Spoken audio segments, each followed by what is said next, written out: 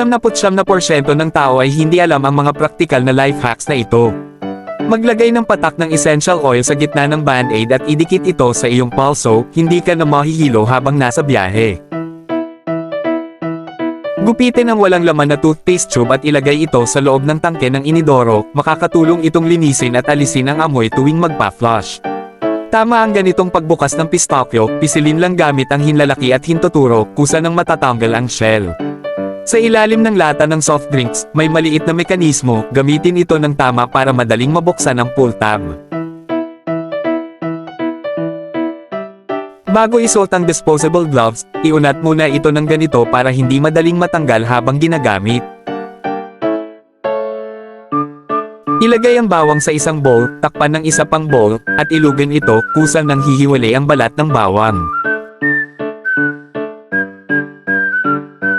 Paano malalaman kung original ang phone screen? Tapikin ang bahagya gamit ang daliri. Kapag ganito ang tunog, original yan. I-bend ang hanger sa hugis, W, perpektong paraan para patuyuan ang mga sapatos. Natuto ka ba sa mga life hacks na ito? Subukan mo na!